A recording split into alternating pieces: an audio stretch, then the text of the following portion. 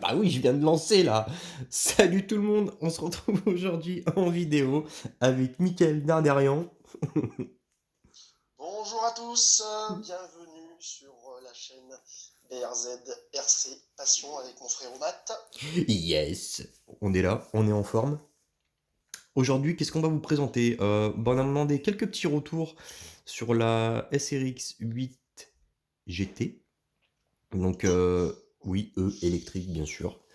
Donc on va pas refaire toute la présentation de la voiture complète, sachant que ça a déjà été fait. On va juste regarder les petites améliorations qu'on y a apportées. Donc pour les pneus, parce qu'on nous a demandé, on a eu des questions au niveau des pneus. Alors, il y a un commentaire vraiment super sympa et je remercie Sergio94. Donc il nous a fait un petit listing, en fait il a pris le temps, c'est vraiment super sympa de lui, de sa part. On va y arriver. Donc il parle pour les pneus slick, donc que le S1, la température idéale c'est entre 0 et 15 degrés. Le S2 c'est entre 15 et 30 max. Et le S3 30 et plus pour du pneu slick. Donc comme je t'ai dit Alors, dans... Ah, petite question, quand on parle de la température, est-ce que c'est la température ambiante dans l'air ou bien la température de la piste? Très important. je pense qu'on parle température piste.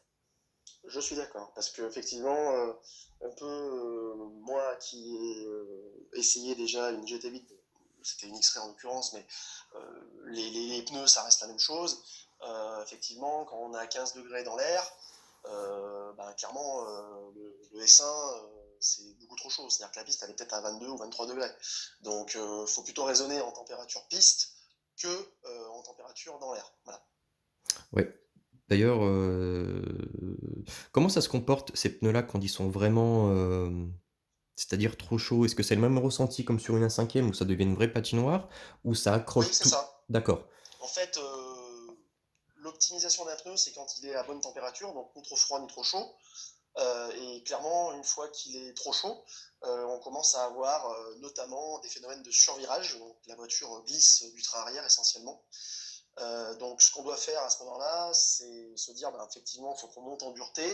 Ou alors, si vous êtes par exemple dans une compétition, une course où vous ne pouvez pas vous arrêter, l'idée c'est de relâcher, c'est-à-dire de soulager un peu pendant quelques tours, de manière à faire redescendre en température le pneu, et ensuite qu'il retrouve un peu de performance qu'il avait perdu. Mais bon, ça va durer quelques tours, vous allez retrouver de la performance, et après vous allez retomber dans la surchauffe, et on sera dans la même problématique, hein. Voilà. C'est toute une question de stratégie, on dirait pas, hein. Il y a pas seulement, il y a plein de choses à prendre en considération.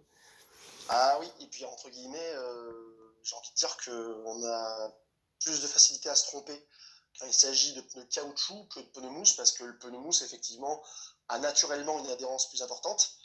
Et du coup, automatiquement, sur le pneu caoutchouc, quand on se trompe, ça peut vite faire de gros écarts de performance.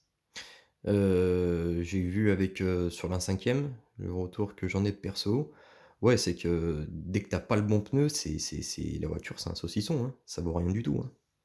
Clairement, on appelle ça une chipolata merguez, si vous C'est voulez. voilà, tomate, salade, oignon, c'est parti. Avec un peu de mayonnaise pour moi, mais bon. Un peu de mayo, sauce algérienne aussi, ça c'est bon ça. La suite, non, pas de suite. On reste sur les pneus. On m'avait demandé mon ressenti. Alors, Sergio, je sais pas si tu as déjà utilisé ces pneus-là, donc les pneus rainurés, en compétition. Je sais que tu avais De marque GRP, hein, on est d'accord, hein. On parle de GRP là actuellement. Oui, on parle de GRP, hein, tout ce qui est Donc S1, ainsi de S1, suite. S2, S3, etc. Je sais pas si la gamme 1/8 PMT, ils sont sur les X aussi. Je sais pas comment il est l'appellation sur la partie effectivement GT8 des PMT, puisque nous on utilise, en tout cas quand je dis nous, à savoir mon père et moi, en priorité les GRP. Donc c'est des pneus pour lesquels on a un peu de recul, mais sur les PMT pas du tout. Et bah, j'ai roulé principalement PMT sur un 5e, hein. D'accord. Il y a des trucs, j'ai préféré au GRP, tu vois. Alors après, ça dépend De la piste, il y a du ça. grain de la piste, Ouais. ça dépend effectivement de l'adhérence naturelle de la piste. Il y a pas mal de facteurs qui sont à prendre en compte. Parfois, on a des pneus, par exemple, qui vous procurent plus d'adhérence sur les appuis latéraux. Par contre, moins de motricité à la remise de gaz, Mm. et parfois l'inverse. Donc, Donc effectivement, j'ai envie de dire que chaque piste a son secret sur la partie pneumatique. Bah, si honnêtement, entre les deux pneus que j'ai pu essayer, entre les deux marques, GRP et PMT, ce que je peux en retenir, c'est que PMT, c'est efficace très vite. Par contre, je pense que le GRP sera beaucoup plus endurant que, euh, que le PMT. Et moi, si je peux rajouter aussi une chose, parce que comme mon père effectivement fait de la compétition championnat de France en cinquième, ce qu'on a aussi nous remarqué, c'est que bah, le PMT va être plus efficace sur des pistes qui ont du grip naturellement, Oui, et par contre le GRP sera plus efficace sur des pistes qui sont plutôt glissantes. d'accord. Ok, parce que ouais, ce que j'ai pu constater avec le PMT, c'est que enfin, on a du mal à le faire monter en température. C'est un pneu qui est enfin, j'ai trouvé plus difficile à mettre en condition que le PMT. Par contre, une fois qu'il est dans de bonnes conditions, le pneu est relativement régulier, contrairement au PMT. Tout à fait, je te rejoins là-dessus. Eh ben, on est d'accord, c'est nickel. Donc Sergio C'est pas n'hésite. mal. Bah oui, putain, pour une fois, on va y arriver. Oh. Donc Sergio, n'hésite pas à nous dire, toi, ton retour et ton ressenti par rapport à ça. J'ai eu essayé les slicks vite fait sur piste. Bon, la piste était pleine de pollen. C'était pas vraiment On n'était pas dans les bonnes conditions. Mais rien qu'au toucher, c'est vrai que là, je retrouve vraiment la sensation du pneu 1/5, vraiment qui accroche au doigt, et chose qu'on n'a pas sur le pneu slick. Alors, j'ai essayé de les traiter au speeder grip violet, il y a eu du mieux, mais c'était pas non plus ça. J'ai essayé avant d'enlever toute la paraffine sur le pneu, vu c'était des pneus neufs. Je les trouve quand même plus glissants par rapport à cela. Donc je sais pas si tu les utilises ou pas, si tu as déjà fait une comparaison. N'hésite pas à nous dire dans les commentaires. C'était très pertinent ce que tu nous as dit tout à l'heure. Donc voilà, tout retour est bon à prendre. Il n'y a pas de questions ou de réponses cons, les mecs. N'hésitez pas à faire partager ce que vous avez vécu ou ressenti par rapport à ça. Je pense aussi que la différence entre, je parle d'une même dureté, hein, entre des pneus striés et des pneus slick, à mon avis, on aura un pneu efficace plus longtemps sur des slicks que des striés, parce qu'automatiquement, bah, les stries, elles vont pas durer trop longtemps. Donc, je pense que ça, c'est un paramètre à prendre en compte aussi. Et sachant que les stries vont changer la densité de la gomme. Étant donné qu'il y a des stries, la gomme sera beaucoup plus flex. Elle aura tendance Tout à fait. à bouger et à se déformer. C'est comme À pour un s'écraser, pneu. tout à fait. Ouais. Donc du coup, on devient un poil plus souple, étant donné que c'est pas compact. Voilà, donc n'hésitez pas à nous dire.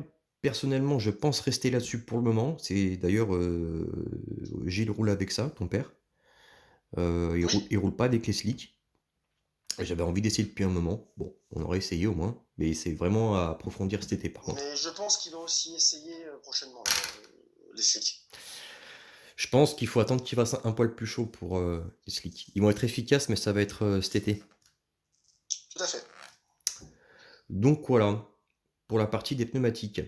Ensuite, donc on passe au combo. Donc on est passé sur un Maxxis 160 ampères 8S Max.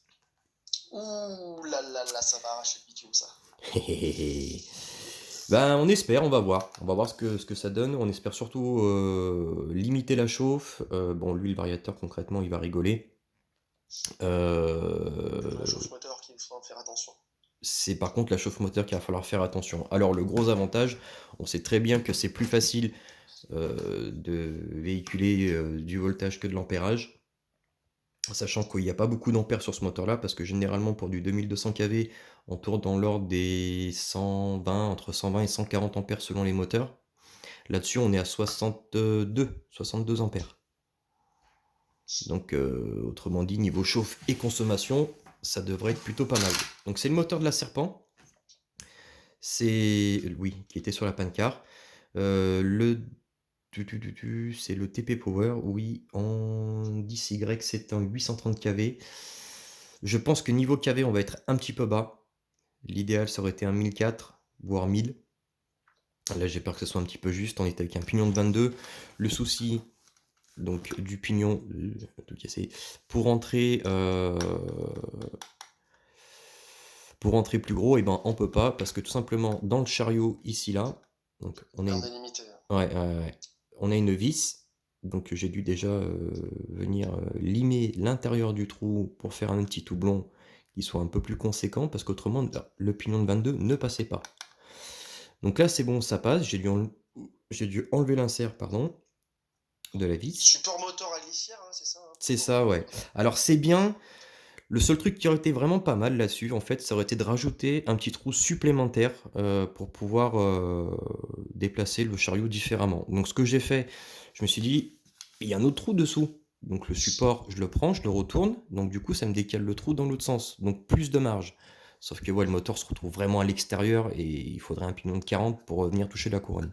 Donc c'est pas possible. On va essayer comme ça. Si toutefois on voit que la voiture ça manque de vitesse de pointe, sachant que on est un petit peu au max pour le moment, on fera le remplacement du moteur. Là, c'est uniquement vraiment pour faire le test et voir ce que ça donne. On a rajouté un petit. Oui, Oui, sachant que je voulais préciser, c'est qu'aujourd'hui, dans la catégorie Rally Game, la Serpent est la seule qui est vraiment née de A à Z. C'est-à-dire qu'on n'est pas reparti de quelque chose d'existant qu'on a adapté. On a repris la géométrie de la SRX 8 GT Nitro, mais après la partie centrale, donc elle a vraiment été conçue spécifiquement pour la propulsion électrique. C'est ce qui fait qu'aujourd'hui, je pense fondamentalement que ce châssis est à l'heure actuelle le plus performant dans cette discipline. et on est tombé de haut visiblement parce qu'on s'est renseigné un petit peu et c'est S-Works qui a le palmarès pour le moment, hein. D'accord, mais en tout cas, je pense que Serpent est pas bien loin derrière. Non, non, je pense pas. Non, non, non. C'est. De toute façon, quoi qu'il en soit, pour faire vraiment une vraie comparaison, on va essayer de faire entrer aussi la S35 GT E. D'accord, On va essayer d'accord. de la faire entrer pour vraiment avoir, on aura les deux bagnoles, on pourra faire une vraie comparaison, on pourra faire des journées circuits où on pourra faire des temps. D'ailleurs, j'aimerais bien que tu sois là pour que tu puisses les piloter toi-même, que tu puisses nous Bah donner un justement, j'allais te le ressenti. proposer, voilà, sur la partie effectivement essai circuit, on pourrait effectivement mettre ça en place et je pourrais essayer les deux. Ouais, Et après, on fera un tuto à la fois sur le côté des différences techniques visuelles, mais aussi sur comment nous on ressent les voitures au niveau pilotage. exactement. Surtout que j'ai pas le ressenti, la finesse que Michael a, parce que c'est pas le même niveau aussi. Donc lui pourra vraiment vous dire toutes les petites subtilités, les petites choses qu'il arrive à ressentir, que moi j'arrive pas à voir. Voilà, ça sera. Tout à fait. Alors, je sais que tu avais présenté la voiture hein, dans une vidéo précédente. Néanmoins, Mhm. vous avez constaté tous qu'on a un positionnement de batterie qui est sur les deux côtés, donc à droite et à gauche, hein, Ouais. pour vraiment une répartition des masses optimale. Et surtout, ce positionnement-là, ça va vous permettre en fait, d'utiliser différents types de batteries, que ce soit du stick ou du shorty. On est d'accord, hein, Matt? Ouais. Alors ça a été ça un petit peu la problématique aussi au niveau des bacs à lipo. C'est pour ça que ça a été modifié, que je suis passé en shorty. Parce que aussi, vous avez vu la première vidéo, voilà, vous savez qu'on était dedans. Ce support-là de lipo venait frotter carrément contre le pignon avec le pignon de 22. Alors que c'est censé quand même, bon, théoriquement passer, quoi. Tout à fait. Et sur la platine supérieure qui est en carbone, on peut aussi régler différentes typologies de flex. Sur la platine supérieure, où ça? De la partie centrale, au-dessus de la partie centrale. La platine Ouais, supérieure carbone. oui. Et ben, est-ce que on peut par cette platine-là, comme sur certains châssis, régler un niveau de flex, c'est-à-dire plus rigide ou plus souple? Est-ce qu'il y a possibilité de la monter différemment avec moins de N- vis, plus de vis Non, du tout. Non, non, t'as qu'un seul Non? réglage, hein. C'est vrai que D'accord. ça aurait pu être pas mal, ouais. Ouais, parce que ça, aujourd'hui, beaucoup de châssis, de manière globale, et de fabricants jouent sur le flex, qui a une réelle incidence sur les comportements du châssis derrière. Et c'est vrai que ça aurait pu être intéressant d'avoir plusieurs possibilités de réglage sur ce point-là, sur cette serpent. De toute façon, il y a eu un nouveau modèle qui est sorti. Il y a eu la LWD, je crois, ou quelque chose comme ça, je me rappelle plus exactement. Ouais, je crois aussi, ouais, tout à fait. C'est un châssis un petit peu plus long. Alors, à voir s'il y a eu d'autres modifs dessus ou je sais pas du tout. Euh, Ce qui est spécifique là sur la voiture, c'est le système de direction qui est à plat ouais, d'accord. et le support de cerveau de direction monobloc. Du coup, ça vous permet d'avoir un centre de gravité rabaissé par rapport au modèle tout-terrain, notamment. Donc voilà, là c'est un bloc complet qui vient prendre, tout en aluminium, qui vient prendre donc le cerveau, qui est posé ici à plat. C'est vrai que... Pareil, vous voyez le diffuseur arrière d'air, c'est pas uniquement pour le design qu'ils l'ont mis, hein, je le précise, c'est vraiment concret. Ils ont fait des tests là-dessus et moi j'en suis aussi convaincu que ça apporte vraiment plus de stabilité et de facilité de pilotage. Alors là par contre, le diffuseur, je l'ai enlevé, hein. Oui, mais normalement d'origine il y est. Oui, d'origine, il y est. Je verrai pour le remettre avec une autre carrosserie. J'ai fouiné pas mal de setup parce qu'il y a les champions Serpent qui mettent leur setup sur le site Serpent officiel.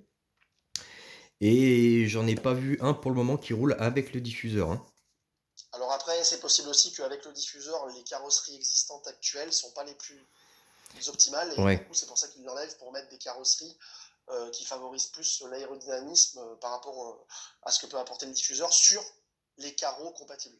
ouais. Donc, ouais, de toute façon, pour le moment, on va faire ce genre de test. Et celle-ci, c'est vrai qu'elle a un petit peu révolutionné la gamme Rally Game. Il faut attendre de voir ce qu'on va nous sortir par la suite. Niveau Je, setup, ouais. je vais te dire aussi une autre chose, juste est-ce que tu peux peut-être le montrer, qu'aujourd'hui la géométrie, elle repose essentiellement sur les étriers en C et des triangles arrière longs. Ça va permettre notamment d'apporter une plus grande vitesse de passage en courbe. Oh, on casse tout. Comment? Je casse tout. Ah, Donc voilà, si vous voyez la forme des triangles, des fusées, c'est vrai que c'est une architecture qui est vraiment... plutôt bien pensé, hein. C'est bien pensé. Et c'est ça qui m'énerve chez Serpent, et c'est pour ça que j'ai été très critique. C'est une marque que j'adore, hein. J'ai beaucoup de Serpents. Enfin, beaucoup, pas non plus, voilà. Mais c'est vrai que j'adore cette marque. Et ce qui m'énerve, c'est qu'ils font des trucs sublimes et qui cafouillent sur ça. Enfin, je sais pas, attends, tu mets pas un volant en peau de moumoute sur une Ferrari, quoi. Tu vois ce que je veux dire? Ça, c'est un petit peu ridicule. Bref. Qu'est-ce qu'on a fait d'autre niveau petite modif? Alors oui, on a apporté donc un petit peu plus de style. On a mis les plaques carbone. C'est pareil, ça c'est dommage que ce soit pas d'origine. Les supérieurs, pas les inférieurs. Ça sert pas à grand chose si c'est pour les bousiller. On a la même chose à l'arrière. Et franchement, ça fait un châssis, mais vraiment, elle est magnifique, quoi. Au début, j'ai eu un petit peu de mal, un petit peu déçu. Et c'est vrai que en ayant tout monté et la régler, ben, je suis en kiff total. J'adore. Petit cerveau Maintenant, W on est Slide dessus. impatient de la tester plus profondément sur circuit. Ah oui, tu m'étonnes. Ah oui, aussi pour les batteries, le branchement, j'en ai parlé hier pendant l'unboxing. Je suis repassé en PK5, pourquoi pour la simplicité. J'ai failli te perdre, t'as failli tomber. Pour la simplicité, pourquoi? Parce que si on est en une seule prise, ici, tu es obligé d'avoir un petit adaptateur pour faire un montage en série. Donc c'est chiant, ça prend de la place, c'est tout de suite gros, enfin bref, c'est un petit peu relou le truc. Ou alors de séparer ici, faire une prise Y. C'est pareil, t'as ta prise Y, t'es bloqué. Alors ouais, si tu peux mettre un adaptateur pour rouler qu'avec une seule lipo si tu veux. Mais c'est pareil, ça fait du câblage en plus, c'est chiant. Donc, ce qu'on a fait, on est passé comme ça. Hop, tu fais donc ton moins, tu fais ton plus et tu fais ton pont entre les deux. Et là, tu as ton XT90 ici, avec l'anti-spark. Hop. Et tu vois, ça prend pas de place, c'est nickel. T'as qu'une prise. Et c'est propre. Et le jour où tu as envie de changer, alors moi je me suis fait plusieurs prises comme ça, avec style, j'utilise principalement de l'XT90, mais j'en ai fait une double, donc PK5, donc PK5 ici et là, où tu peux venir directement plugger comme ça. Tu peux faire vraiment tous les branchements différents, t'as pas besoin de prendre tes lipos, de prendre le risque de couper un câble, de les faire toucher, de les abîmer, de ressouder tes prises à chaque fois. Là, voilà, t'es libre. C'est l'avantage.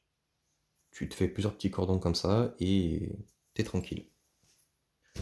Voilà, c'était la petite parenthèse sur la petite serpent. Je sais pas si le frérot il a envie de rajouter quelque chose.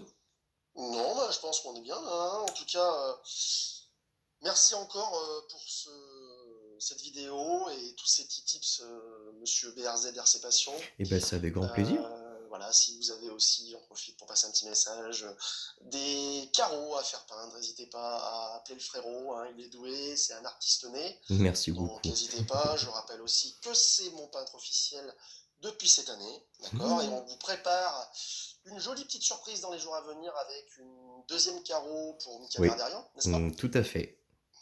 Donc voilà, et puis on vous rappelle aussi qu'on compte sur vous, hein, les abonnés, pour nous suivre, pour vous abonner aussi, parce que c'est vous qui nous font avancer.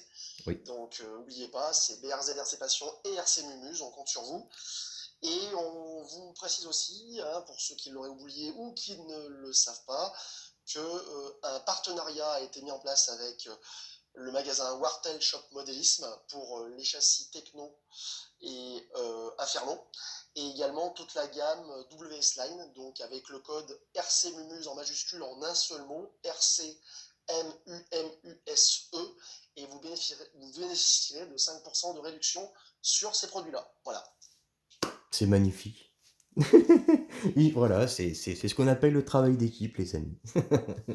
Exactement. En tout cas, on vous dit à bientôt sur la chaîne BRZ RC Passion, On vous dit à et bientôt passez une bonne les après-midi. mecs. Passez une superbe après-midi. Prenez soin de vous, de votre petite famille. À très bientôt sur la piste dès qu'on pourra sortir. Allez, ciao tout le monde. Courage, bye bye.